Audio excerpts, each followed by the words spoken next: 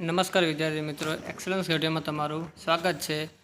ધોરણ 10 અને ધોરણ 12નું પરિણામ તૈયાર પરંતુ ચૂંટણી પહેલાં વાલીઓ ફરવા ન જતા રહે, મતદાનમાં અસર ન પડે એટલે ચૂંટણી પછી રિઝલ્ટ જાહેર કરાશે। પહેલાં મતદાન પછી બોર્ડનું પરિણામ। હવે આપણે માહિતી મેળવી કે પહેલાં રિઝલ્ટ કોનું આવવાનું છે। 10મા વાળાનું રિઝલ્ટ પહેલાં આવશે, 12 સાયન્સનું પહેલાં આવશે, 12 આર્ટ્સનું કે 12 કોમર્સનું। તો સૌથી પહેલાં ધોરણ 12 સાયન્સનું અને ગુજકેટનું પરિણામ આવશે, કેમ કે બોર્ડના પરિણામો સંભવત ચૂંટણી પછી જાહેર કરવામાં આવનાર છે, જેમાં સૌથી પહેલાં ધોરણ 12 સાયન્સ અને ગુજકેટનું પરિણામ જાહેર કરવામાં આવશે, ત્યારબાદ ધોરણ 12 કોમર્સ અને છેલ્લે ધોરણ 10નું પરિણામ જાહેર કરવામાં આવનાર છે। ઉલ્લેખનીય છે કે ધોરણ 12 સાયન્સમાં વિદ્યાર્થીઓની સંખ્યા પ્રમાણમાં કેવી હોય છે? ઓછી હોય છે।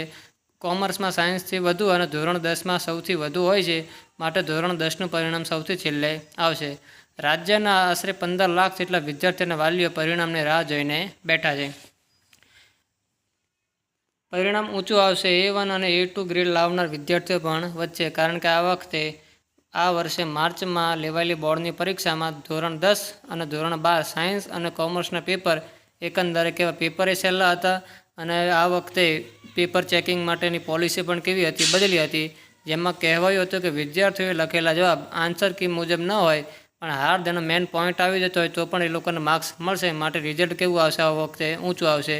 આ પોલિસીને કારણે બોર્ડનું આ વર્ષનું પરિણામ ઊંચું આવવાની પ્રબળ સંભાવના છે। બોર્ડનું પરિણામ ઊંચું આવવાની સાથે સાથે ધોરણ 10 અને ધોરણ 12માં A1 અને A2 ગ્રેડ લાવનાર વિદ્યાર્થીઓની સંખ્યા પણ કેવી રહેવાની છે? વધી જશે। સામાન્ય રીતે દર વર્ષે પેપર ચેકિંગમાં શિક્ષકોને આઈડિયા આવી જતો હોય છે કે એવરેજ પરિણામ કેટલું રહેશે, પરંતુ આ વર્ષે તમામ પેપર સરળ હોવાને કારણે શિક્ષકો પણ પેપર તપાસીને થાકી ગયા હતા તેવી સ્થિતિ સર્જાઈ હતી। અનુસંધાન નંબર 4 ઉપર પૂરી માહિતી આપેલી છે। તો આ વખતે રિઝલ્ટ પહેલાં 12 સાયન્સનું આવશે, પછી 12 કોમર્સ અને આર્ટ્સનું આવશે અને 10મા વાળાનું રિઝલ્ટ સૌથી છેલ્લું આવશે।